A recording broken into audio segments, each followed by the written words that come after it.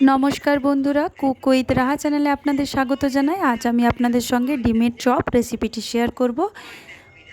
তার জন্য প্রথমে আমি কুকারের মধ্যে জল দিয়ে দিয়েছি। তারপর আমি এখানে 3টে ডিম দিয়ে দিয়েছি, অল্প 1 চামচ লবণ দিয়ে দিয়েছি আর একটা আলুকে ভালোভাবে সেদ্ধ করে নিয়েছি।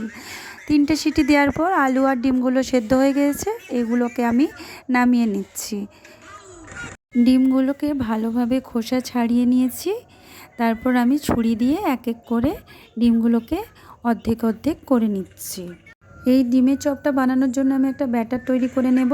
তার জন্য আমি 2 চামচ বেসন নিয়ে নিয়েছি, ওর মধ্যে 1 চামচ হলুদ গুঁড়ো আর 1 চামচ লবণ দিয়ে দিলাম। দিয়ে আমি অল্প অল্প জল দিয়ে ভালোভাবে গলে নেব। মিশ্রণটা এমন গুলবো যেন বেশি জলও হয়ে যায় আর বেশি গাঢ় না হয়ে যায়। ব্যাটারটা ভালোভাবে গোলানো হয়ে গিয়েছে, এবার এটাকে আমি ঢাকা দিয়ে রেখে দেব। এরপর আমি যে আলুটা সেদ্ধ করে নিয়েছিলাম সেটাকে আমি একটা গ্লাস দিয়ে ভালো করে ছেনে নিচ্ছি। হয়ে গিয়েছে, এবার এর মধ্যে আমি এক এক করে গুঁড়ো মশলা অ্যাড করব।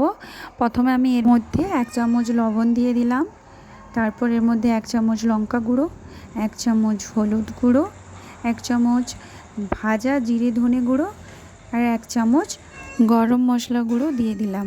এরপর এর মধ্যে দিয়ে দিলাম পেঁয়াজ কুচি, তারপর ধনেপাতা কোচানো, আরও দিয়ে দিলাম কাঁচা লঙ্কা কোচানো, আদা রসুন ছোট্ট ছোট্ট করে কোচানো দিয়ে ভালো করে আলুটাকে মাখিয়ে নেব, যাতে মশলাগুলো আলুর সঙ্গে ভালোভাবে মাখানো হয়ে যায়। দেখতে পেয়েছেন সবগুলো ভালোভাবে মাখানো হয়ে গিয়েছে। এবার আমি এইভাবে অল্প অল্প আলু নিয়ে ডিমটাকে ভালোভাবে আলুর সঙ্গে মোল্ড করে তারপর ব্যাটারের মধ্যে ডুবিয়ে এক এক করে আমি গরম তেলে দিয়ে দেব ভাজার জন্য। এইভাবে আমি সবগুলো রেডি করে নেব। দেখতেই পাচ্ছেন সব রেডি করে নিয়েছি। এখানে একটু আলু বেশি হয়েছিল, তাই আমি টমেটোর অর্ধেক করে সেগুলো আলুর সঙ্গে দিয়ে ভালোভাবে গোল গোল করে নিচ্ছি। এরপর আমি গরম তেলে এক এক করে দিয়ে সব ভালোভাবে ভেজে নেব। মিডিয়াম ফ্লেমে রেখে এগুলোকে ভেজে নেব, বেশি হাই ফ্লেমে থাকলে এগুলো জ্বলে যাবে।